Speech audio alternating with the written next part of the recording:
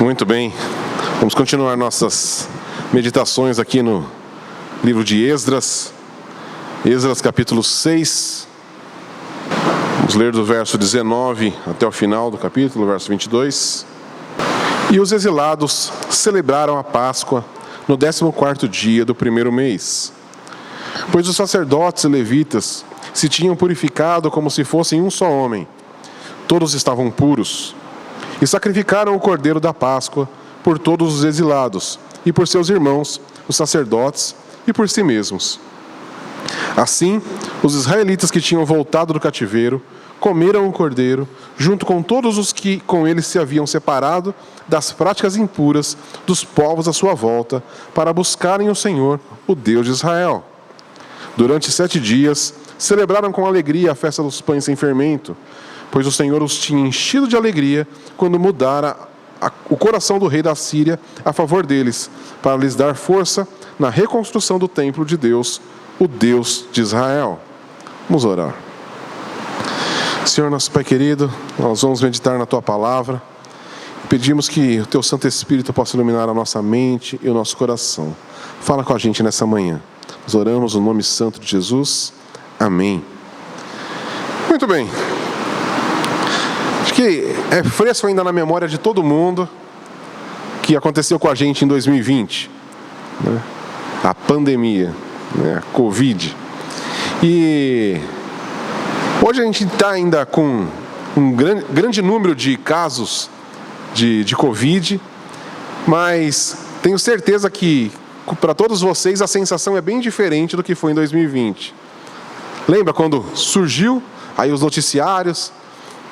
Chegou coronavírus e uma doença perigosa. O que todo mundo fez? Correu atrás de proteção. Todo mundo queria ficar livre do vírus. E foi aquela loucura, né?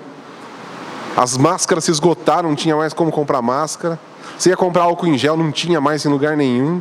Esgotou álcool em gel, esgotou as máscaras. Até papel higiênico, né? Desinfetante, né? Água sanitária, tudo, porque temos que matar o vírus, né? Temos que nos proteger do vírus. E a cidade ficou vazia, né? E eu lembro que quando a gente precisava sair de casa para ir para alguma coisa, precisava comprar alguma coisa, todo mundo começou a comprar online, mas tinha hora que tinha que sair de casa. E aí a pessoa saía de casa, e tinha até aqueles vídeos que tinha nas redes sociais na época, a pessoa chegando em casa e alguém detetizando, né? Aí você lavava o sapato, espirrava a coisa em você, álcool em gel, quase tomava banho de álcool em gel, né? Por quê? Porque não podemos deixar o vírus entrar na nossa casa. E a gente tinha aquela sensação de que se abrisse a porta de casa, o portão, o vírus estava ali na calçada esperando para entrar. Mas não era essa sensação que a gente tinha. E aí tinha aquela grande preocupação, né? Nós precisamos nos proteger, precisamos de proteção. E aí começou aquela loucura sobre a vacina. E aí precisamos de vacina e vacina, e o mundo inteiro correndo na busca pela produção da vacina, porque precisamos nos proteger do coronavírus. E por que isso tem a ver com o nosso texto de hoje? Nosso texto de hoje fala agora dos exilados, depois de dedicarem o templo, reconstruírem o templo. Agora a presença do Senhor estava no meio deles novamente, e eles, como o nosso texto diz aqui, no 14º dia do primeiro mês daquele ano, eles celebraram a Páscoa. E a gente tem que entender, eles estavam celebrando a Páscoa depois de todo o período de exílio, ou seja, quase 70 anos ali de exílio, mais o período para a reconstrução do templo, que durou em média mais ou menos uns 50 anos. Então eles estavam há mais de 100 anos sem celebrar a Páscoa do Senhor. E agora eles estavam celebrando novamente. E alguma coisa que é importante a gente entender, né, é o que é a Páscoa do Senhor. Aí a gente pode pensar, essa mensagem está um pouquinho adiantada, a gente podia deixar para daqui 2 domingos, que vai ser a Páscoa, mas eu creio que o Senhor quer falar com a gente hoje sobre a Páscoa, né? Para quando a gente chegar na nossa celebração da festa da Páscoa, ela vai ser diferente. Tá? Mas para a gente entender então um pouco melhor o que é essa Páscoa, vamos para Êxodo capítulo 12, que é exatamente a instituição da Páscoa. Então esse texto é um pouquinho mais longo, mas eu acho que vale a pena a gente ler. Então desde o verso 1, o Senhor falou a Moisés e a Arão na terra do Egito: este mês será para vós o princípio dos meses, será o primeiro mês do ano.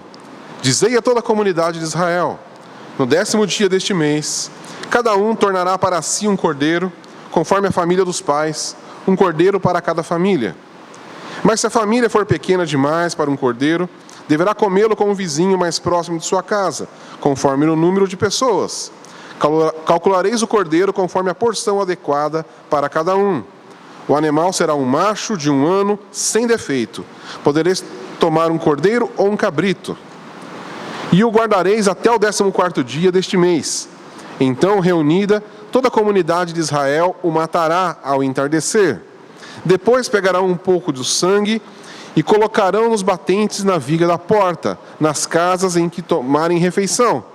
E naquela noite comerão a carne assada no fogo, com pães sem fermento. Sim, a comerão com ervas amargas. Não comereis cru, nem cozido em água, mas assado no fogo, junto com a cabeça, as pernas e as vísceras. Não deverá sobrar nada para a manhã seguinte. O que sobrar até de manhã deverá ser queimado no fogo. E vós o comereis assim, com os vossos cintos na cintura, vossos sapatos nos pés e vosso cajado na mão, e o comereis às pressas. Esta é a Páscoa do Senhor. Porque naquela noite passarei pela terra do Egito e ferirei de morte todos os primogênitos da terra do Egito, tanto dos homens como dos animais, e executarei juízo sobre todos os deuses do Egito. Eu sou o Senhor. Mas o sangue servirá de sinal nas casas em que estiverdes. Se eu vir o sangue, passarei adiante, e não haverá praga entre vós para vos destruir, quando eu ferir a terra do Egito. E esse dia será um memorial.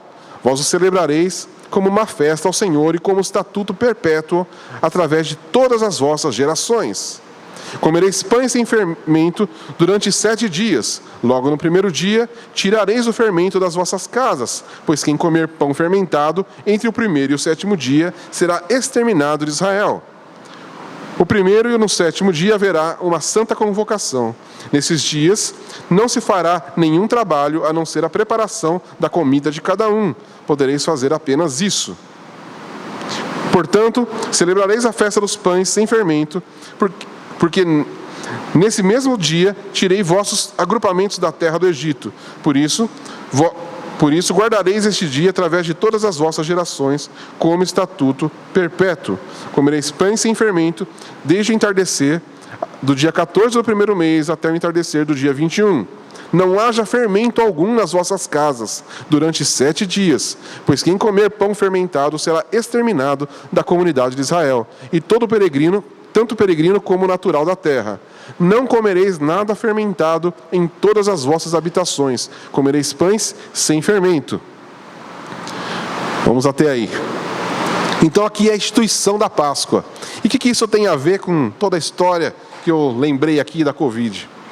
Porque o povo de Israel, ali na saída do Egito, eles tinham, até então, naqueles 400 anos que eles estavam ali no Egito, qual que era a grande aflição dos israelitas? O faraó. Era o domínio, né, o autoritarismo do faraó ali dominando sobre eles. Eles tinham medo do faraó, eles tinham medo de morrer, eles tinham medo dos açoites, eles tinham medo de mais trabalho. Então a grande opressão de Israel era faraó. Agora Deus está nesse processo tirando eles do Egito, tirando eles de debaixo da opressão do faraó. Só que acontece algo um pouco diferente. Agora o medo que vai se instalar sobre todo aquele povo é o quê? Agora não é mais um faraó que está vindo sobre nós. Agora é o próprio Deus que está vindo sobre nós. A própria palavra Páscoa, que é o Pessah, eu não sei como pronuncia direito, em hebraico, é o quê? Passagem. E aí muita gente, eu já vi gente interpretando, porque tem a ver com a passagem do povo pelo Mar Vermelho. Não, a passagem é o quê? O que Deus fala ali? No verso 12, porque naquela noite passarei pela terra do Egito. Era agora o próprio Deus passando. E aí se a gente ficava lá com medo do coronavírus, que é um negócio microscópico, que no máximo deixava a gente, né, com febre, tudo bem, matou muita gente. Mas aqui agora é o Deus criador de todas as coisas, o Deus santo, soberano, vai passar por cima de todos vocês. É o Senhor falando, eu vou passar, e eu vou passar matando todos os primogênitos. Vai ter morte. Então, agora a situação mudou de figura. Então agora eles não estão mais preocupados com o faraó. Agora é o próprio Deus que vai passar sobre eles. E aí, Deus fala, vou passar e todos os primogênitos vão morrer. Só não vão morrer se estiverem protegidos. E protegidos com o quê? Não é com álcool em gel. Não vai ser com a máscara. É com o sangue do Cordeiro nas portas. E aí, né, então, tem um comentarista, o Alec Mott, ele fala, né, até o momento da Páscoa, o perigo para Israel era humano. Era a política genocida do Egito. No entanto, na noite da Páscoa, a ameaça tornou-se divina, pois o próprio Senhor desceu ao Egito em juízo. Então, o que a gente tem que entender aqui? A Páscoa, ela foi uma festa instituída aqui por Deus, e como a gente viu, uma festa perpétua, uma celebração perpétua para todo o povo de Israel. E ela assinalava algumas coisas, né, teológicas para a gente. A satisfação da justiça de Deus sobre o pecado, só que ao mesmo tempo a propiciação da ira divina e o valor substitutivo do sangue no lugar de um primogênito, além de ser algo para toda a comunidade de Israel. Tá? Então a primeira coisa que a gente vê aí, era uma celebração perpétua. Deus estabeleceu como uma festa perpétua. Né? E aí, isso entra muito com a gente aqui, né? Você com certeza já ouviu falar da Páscoa. Você já celebra a Páscoa há tantos anos. Você sabe que Páscoa não é coelhinho da Páscoa. Você sabe que não é o vinho de chocolate. Quando alguém fala em Páscoa, você já pensa, Jesus morreu na cruz, Jesus ressuscitou. Né? Então, não tem uma novidade no que eu estou falando aqui? Não. Mas, por que Deus estabeleceu isso como festa perpétua? Todo ano deveria ser feito novamente. Porque eles precisavam lembrar, como nós precisamos lembrar. E teve alguém que certa vez, eu não lembro o nome de quem escreveu isso, mas ele falou que os cristãos eles sofrem com uma mistura de amnésia com déjà vu. Né? Eu já esqueci isso. Eu achei muito legal a frase. Porque a gente vive na igreja, a gente está tanto, e parece que quanto mais tempo na igreja a gente vai se esquecendo de certos princípios, de certas coisas tão importantes para a vida cristã, como o povo de Israel. E a gente vai ver isso no decorrer da história de Israel, e a gente vê isso na nossa história. Como o tempo vai passando, e coisas que eram realmente importantes para a gente, elas vão perdendo o brilho, elas vão perdendo o valor. Então aquelas verdades que um dia transformaram a nossa vida, agora é só mais um detalhe. Né? A gente tem tanta coisa mais importante para pensar agora, do que pensar que Jesus morreu na cruz por mim. Né? Eu preciso estudar coisas mais profundas da Bíblia. Percebe como a nossa vida vai levando para outros lugares e a gente precisa sempre se lembrar. Então a festa da Páscoa era um lembrete perpétuo do que o Senhor fez pelo povo de Israel. E aí aqui, nessa passagem, né, dessa Páscoa, tinha que ter a morte de um cordeiro. É o que diz aqui, toda família ali ia separar um animal, macho de 1 ano, sem defeito, né? E aí era um cordeiro para cada família. E se a família fosse muito pequena, então reunia os vizinhos ali para comer o cordeiro. E aqui é muito interessante como a gente vai vendo uma progressão dessa morte substitutiva que o Senhor quer dar ao seu povo. Qual foi o primeiro cordeiro que morreu substituindo alguém? Quando Abraão ia sacrificar Isaac, né? E muita gente associa ali Isaac como Jesus entregando a vida, só que Isaac não morreu. Isaac não é uma representação de Jesus. A representação de Jesus é o cordeiro que estava preso nos arbustos. Isaac representava o ser humano pecador, que ia morrer. E quando ia morrer, não mate. Agora chegou o substituto. Então ali a gente vê um cordeiro para substituir uma pessoa. Agora na Páscoa instituída aqui em Êxodo, nós temos um cordeiro para uma família, ou para o grupo de vizinhos ali, 2 famílias, 3 famílias talvez, até passarem os anos e chegarem no verdadeiro Cordeiro de Deus, que tira o pecado do mundo.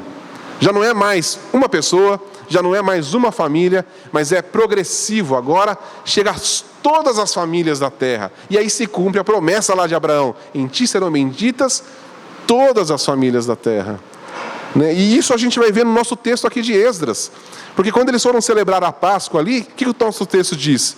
Que não somente os israelitas, mas todos aqueles que agora professaram a fé no Deus de Israel, eles estavam comendo do mesmo cordeiro. Todos eles comeram do cordeiro. E ali então já era uma demonstração dessa expansão da Páscoa, a expansão da morte substitutiva.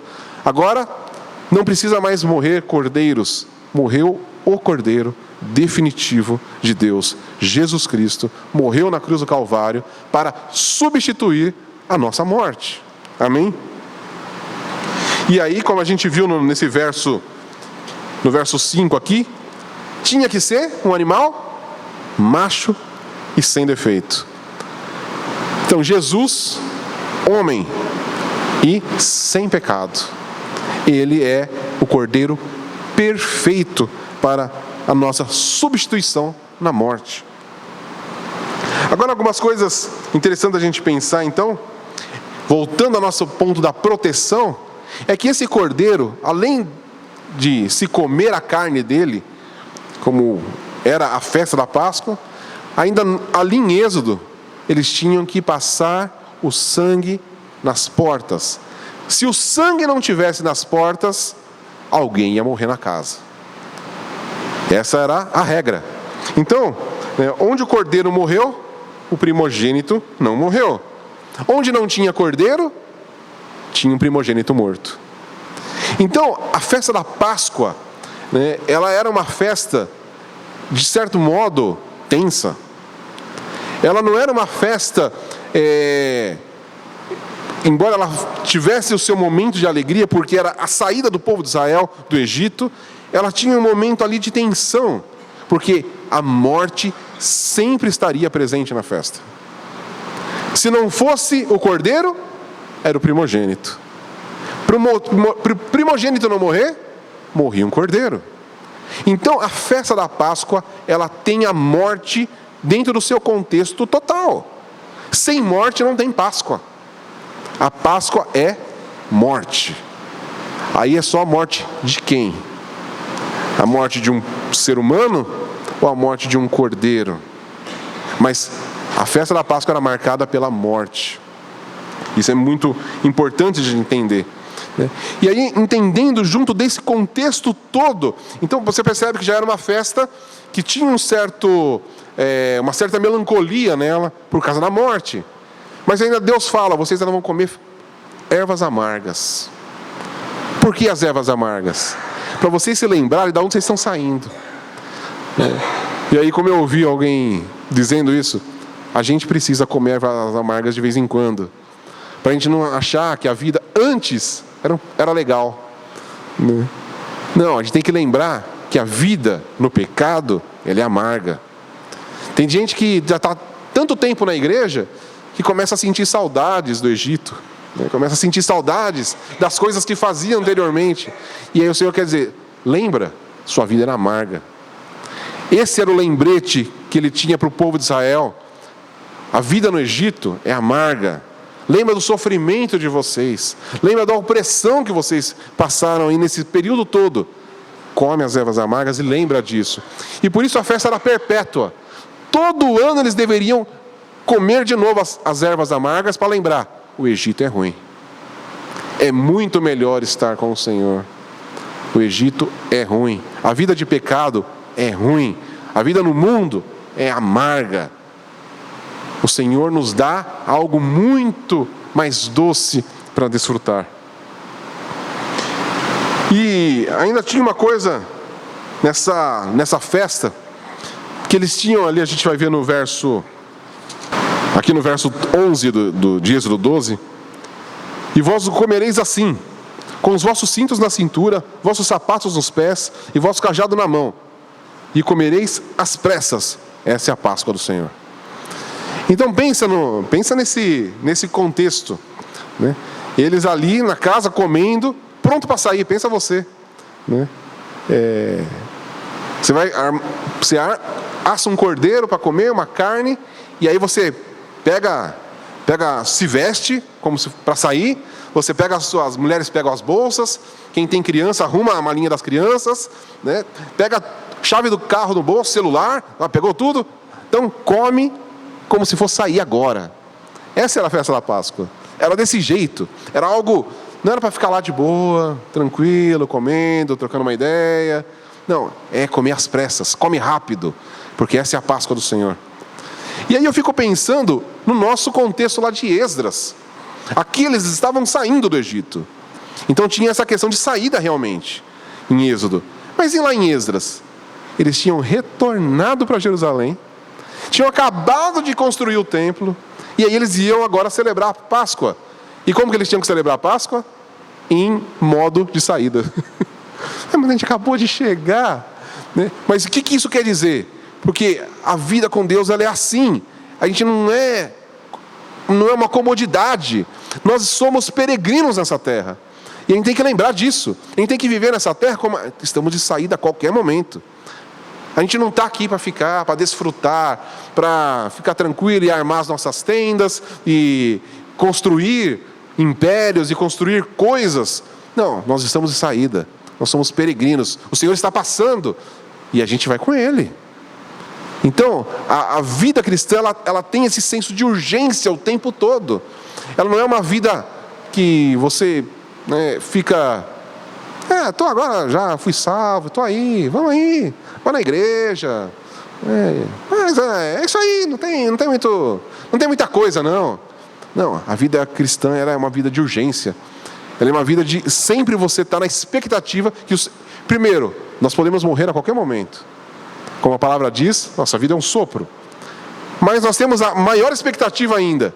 O Senhor pode chegar a qualquer momento.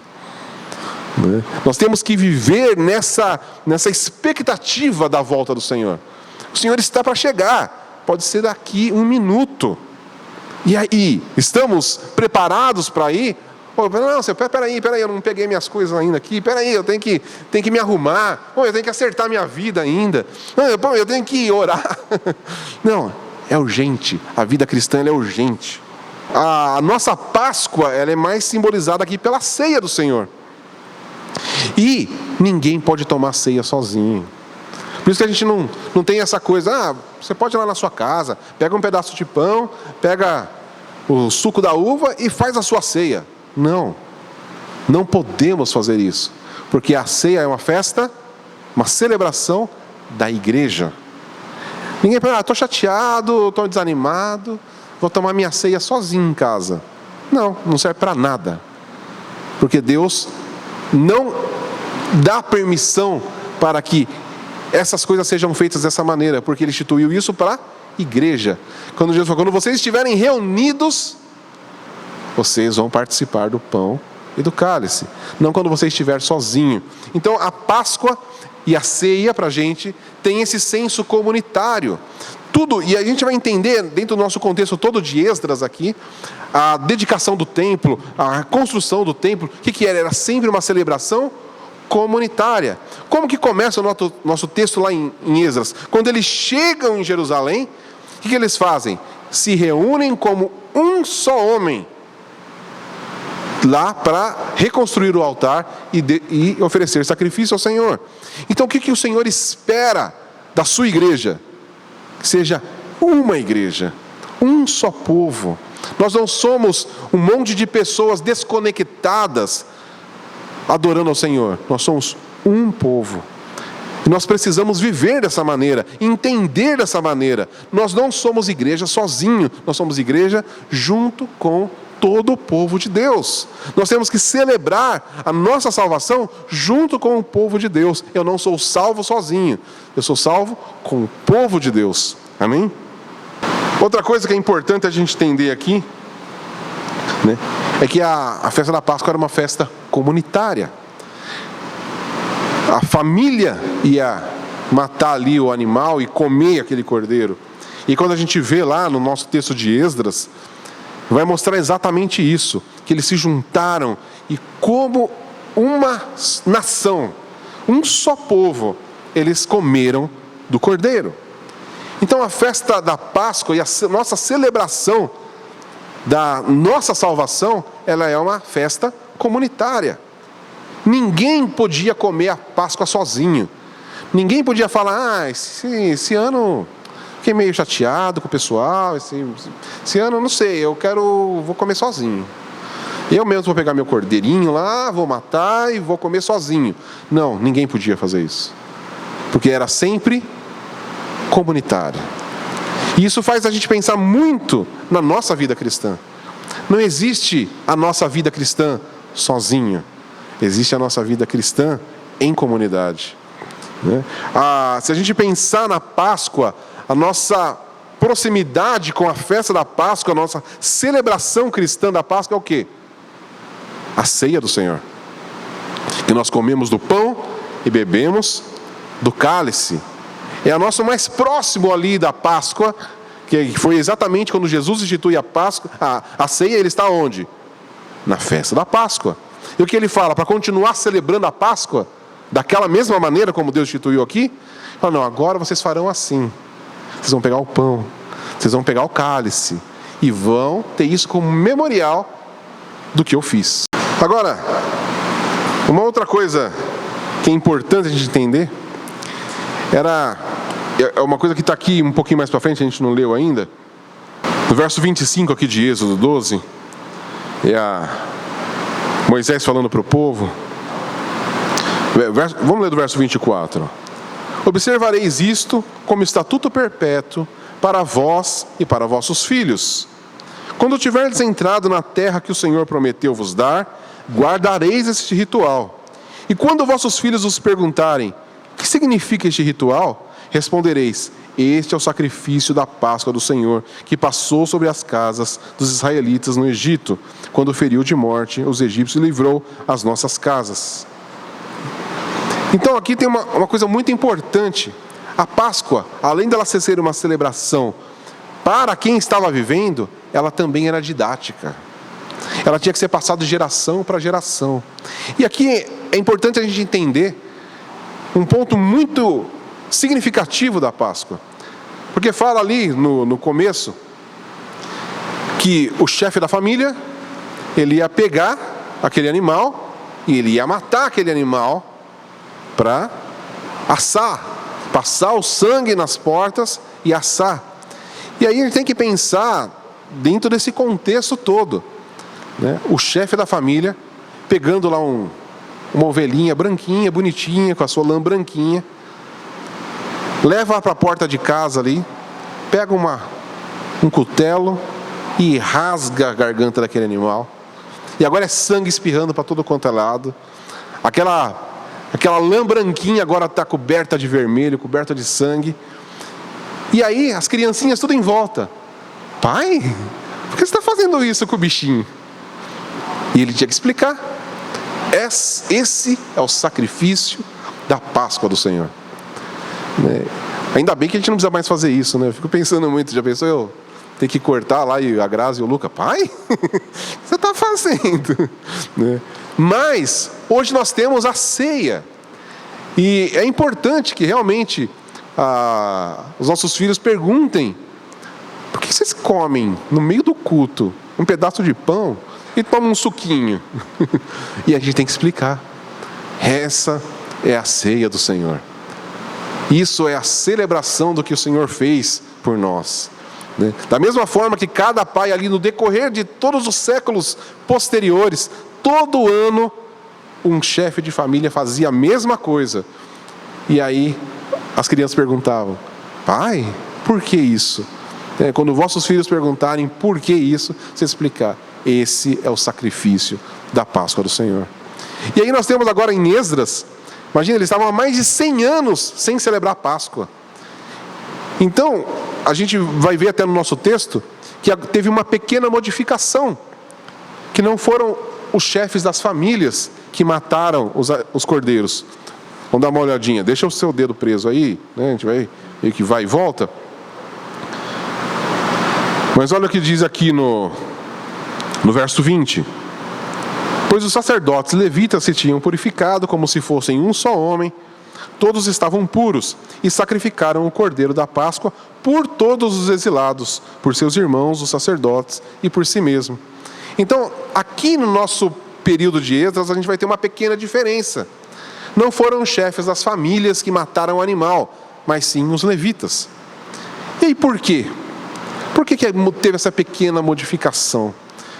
Ali fala porque os levitas haviam se purificado. Porque existia uma regra para poder celebrar a festa da Páscoa. Os chefes da família deveriam estar purificados. Eles deveriam passar por um processo de purificação para poder matar um animal. E o que a gente entende dentro desse período dos exilados é que eles se consideravam impuros, porque eles tinham se rebelado contra o Senhor, e por isso o Senhor tinha levado eles para o exílio. Eles estavam afastados de Deus. Então, eles não poderiam, cerimonialmente, eles estavam impuros, eles não poderiam matar aquele animal. Precisava de alguém que estivesse puro, e os levitas estavam puros ali, e mataram os animais no lugar dos pais, dos chefes da família. Esse é um pequeno diferencial que a gente vê no nosso texto de Esdras lá. Mas a festa aqui, ela vai um pouco mais adiante, porque junto com a festa da Páscoa nós tínhamos a festa dos pães sem fermento, dos pães asmos, que é instituído ao mesmo tempo por Deus, como a gente viu aqui em Êxodo. Então, nos 7 dias seguintes à Páscoa, era a festa dos pães sem fermento, onde não poderia comer nenhum pão que tivesse fermento. Nada, não poderia ser encontrado, como a gente viu ali, do verso 19, não haja fermento algum nas vossas casas durante 7 dias. Não é só que não podia comer o pão com fermento, não podia ter fermento na casa. Era totalmente proibido o fermento na casa. E aí, por que isso? Quando a gente vai vendo nas Escrituras, Paulo vai trazer tanto Paulo quanto Jesus vão trazer esse entendimento para a gente, de associar o fermento ao pecado. Então, sempre que a gente vê fermento nas Escrituras, a gente vai ter esse entendimento que fala sobre o pecado. Mas o que é mais interessante aqui é o que entende esse processo aqui do pão sem fermento e do pão com fermento. Hoje, se você quiser fazer um pão, você vai lá e faz o quê? Você consegue fazer o pão no mesmo dia. Você vai lá, prepara a farinha, massa, pega o fermento biológico lá em saquinho, já desidratado, coloca na sua massa e você faz o pão. Nós temos que pensar que naquela época não tinha pó royal, não tinha fermento biológico em saquinho. Como que era o fermento? E hoje, né, para quem gosta de panificação, como eu, né, então existem os pães de fermentação natural. O que é o pão de fermentação natural? Você não vai usar o saquinho, você não vai usar o fermento desidratado. Você vai preparar o seu fermento. Que hoje naquela época ele é chamado de isca. Hoje é um nome mais chique, você chama de levain. Né? Quem sabe fazer um levain? Né? né? E existe um processo todo. Você pode fazer o levain de várias coisas diferentes. Você pode fazer de mel, você pode fazer de maçã, né? Existem várias receitas. Mas, por exemplo, o de maçã, que é um que eu pretendo fazer em casa logo mais, você pega uma maçã e você vai cortar ela, picotar ela, amassar para sair o sumo, vai colocar num vidro, coloca a farinha lá, um pouquinho de água e fecha e guarda. Depois de uns 7 a 10 dias, aquilo começou a fermentar. Aí o que você vai fazer? Você vai colocar mais farinha, um pouquinho mais de água. Vai passar mais 7 dias. E aí você vai tirar aquilo lá, vai separar a metade, porque ele vai crescer. Separa a metade, coloca mais farinha, um pouquinho mais de água, deixa lá. Depois de 3 dias, você vai ver que ele já dobrou de tamanho. Aí você, agora ele está pronto para eu fazer meu pão. Então, quanto tempo demorava para fazer um fermento? E aí, como que a gente faz com o levain, né, na panificação? Você não vai ficar fazendo isso sempre. Você faz uma vez. E aí você vai, toda vez que você vai fazer pão, você tira metade daquele levain, faz o seu pão e coloca um pouquinho mais de farinha ali e guarda. E aquele fermento vai ficar para sempre. Enquanto você estiver usando e alimentando aqueles fungos, que na verdade é aquela levedura, você vai ter o seu fermento. E era exatamente como acontecia aqui nesse período em Israel. Então, se eles fossem fazer ali na festa da Páscoa um pão, o que eles iam usar? Aquele fermento que já estava lá há quanto tempo? Não sei. E onde tinha sido feito esse fermento? No Egito. Falou, então, se você quiser, você vai comer o pão, mas sem nada do Egito. Nada que veio guardado de antes. Nada que você tem guardado aí na sua vida serve mais.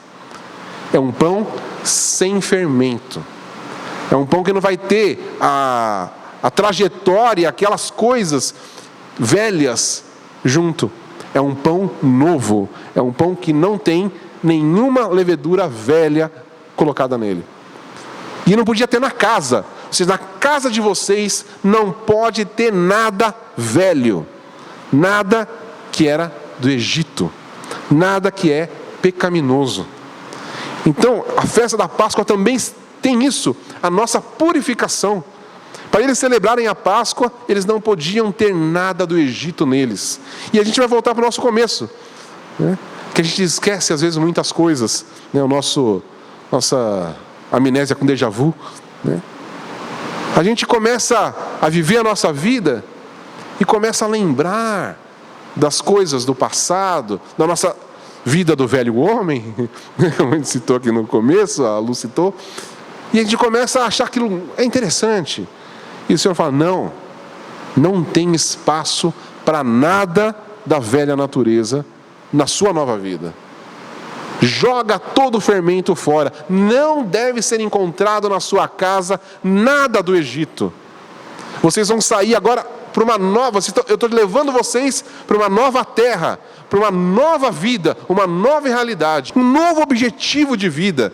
E aí volta às pressas da Páscoa. Não, nós estamos nesse mundo de passagem. Eu não sou daqui, eu sou do reino dos céus. E a gente tem que ter isso em mente. Isso é a Páscoa do Senhor.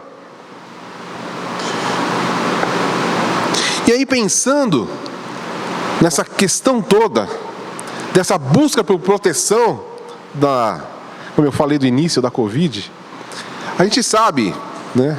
E acho que aconteceu com a maioria aqui. Alguém aqui não pegou Covid?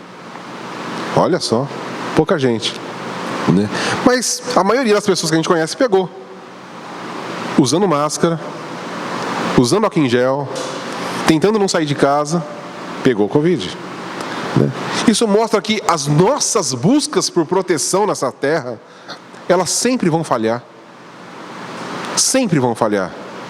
E se a gente, pensando nesse âmbito maior da nossa vida, não só de uma doença, mas da nossa própria vida, o que garante a nossa vida? O que garante a nossa existência aqui na terra? O que garante a nossa vida eterna?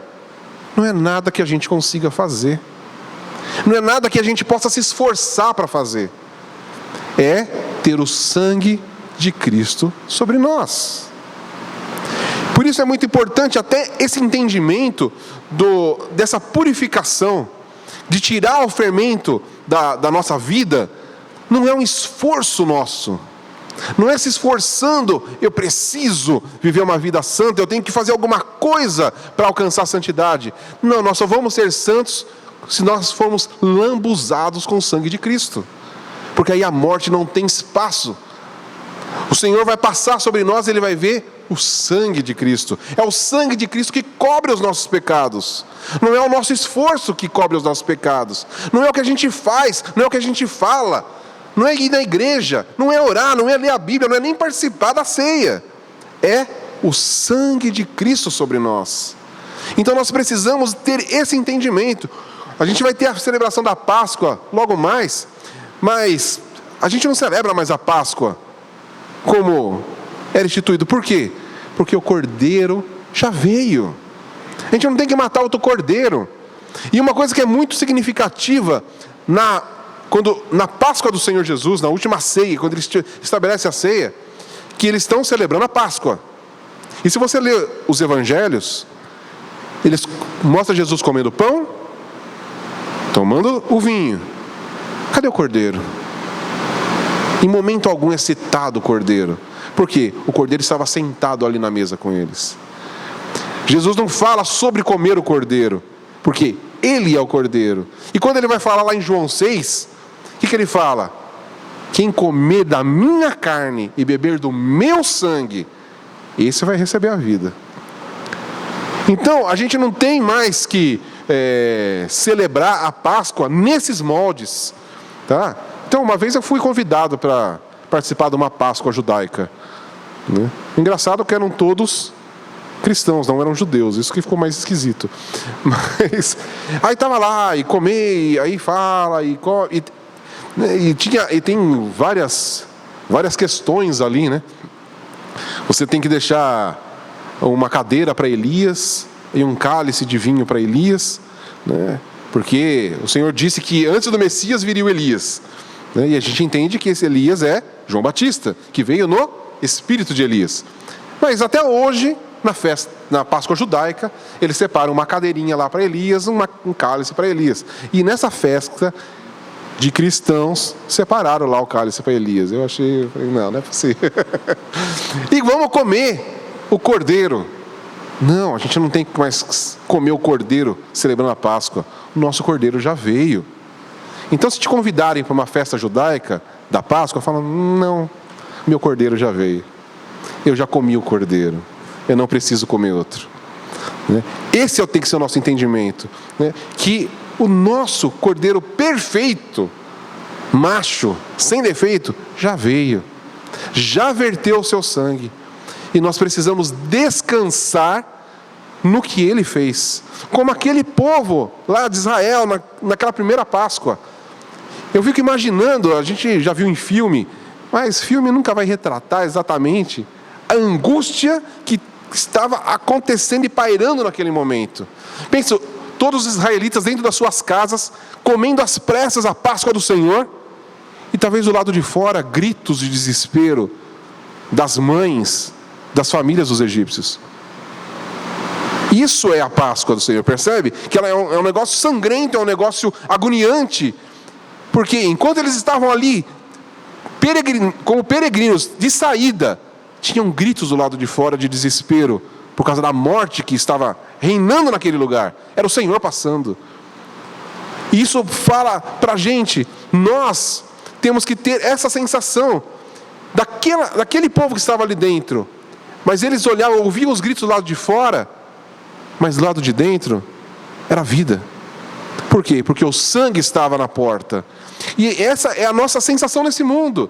Nós estamos nesse mundo e nós ouvimos os gritos de desespero do mundo. Por quê? Porque eles estão no pecado. Eles estão sofrendo as consequências constantes do pecado. E nós recebemos uma novidade de vida. E nós podemos descansar no Senhor. Nós não precisamos nos desesperar. Falar, e agora, o que será de nós? Não, o Senhor já derramou o seu sangue. E aí qual que é a nossa missão? Espalhar isso, né? Como agora o cordeiro não é só para uma família. O cordeiro não é só para nós. O cordeiro não é só para a gente aqui. Estamos bonitinhos dentro da nossa igreja, que está com essas paredes novas, bonitinhas. Que legal, vamos celebrar só a gente aqui, feliz da vida. Estamos protegidos pelo sangue do cordeiro. Não, existe um mundo lá fora desesperado. Então a Páscoa vai falar disso também. E a gente vai ver isso exatamente no nosso texto de Esdras, que a gente parece que falou pouco dele hoje, né? Mas, porque eles estavam celebrando exatamente isso. E quando a gente vê lá no texto de Esdras, os povos de outras nações estavam celebrando a Páscoa com eles. E essa é a nossa expectativa. Nós queremos as pessoas celebrando a ceia do Senhor com a gente. Nós queremos mais e mais pessoas sabendo que estão debaixo do sangue de Cristo, sabendo que estão protegidas pelo sangue de Cristo. Amém? Então que a gente possa ter essa experiência do sangue do Senhor cobrindo a nossa vida. Amém? Era isso que eu queria dividir com vocês nessa manhã. Vamos orar ao Senhor. Senhor, nosso Pai querido, nós meditamos na Tua palavra sobre a Páscoa do Senhor, que era a representação exatamente da morte substitutiva do nosso Senhor Jesus Cristo na cruz do Calvário, que verteu o seu sangue por causa dos nossos pecados. A morte que nos era merecida caiu sobre Ele. E nós estamos hoje aqui celebrando a nossa nova vida. Senhor, mas como a gente pode ver, a Páscoa ela não é um momento de tristeza, ela é um momento de alegria, porque ela é um momento da nossa libertação. Senhor, que a gente possa encontrar o consolo, a proteção, a alegria de estar coberto pelo sangue de Cristo. Senhor, que a gente não troque isso por nada, que a gente não troque por um prazer momentâneo, que a gente não troque por conquistas nessa terra, que a gente não troque por coisas que a gente possa construir aqui na terra, mas que a gente tenha sempre o entendimento: somos peregrinos, estamos de passagem aqui, nós almejamos o reino celestial, nós almejamos a terra prometida, é para lá que a gente vai, é desfrutar da presença do Senhor constantemente, é estar no templo do Senhor, como os nossos irmãos lá no período de Esdras. Eles estavam diante do templo do Senhor, o templo reconstruído, a presença do Senhor estava no meio deles. Nós temos o Senhor, a presença do Senhor em nós. Jesus Cristo veio, o templo perfeito de Deus. Nós vimos a glória do Senhor no nosso meio. E que a gente não troque isso por nada. Que a gente arranque todo o fermento da nossa vida. A gente não queira nada do passado na nossa vida. A gente só queira a nova vida que nós recebemos mediante a graça do Senhor. Senhor, que a gente possa viver os nossos dias para o louvor da Tua glória. Nós oramos no nome santo de Jesus. Amém.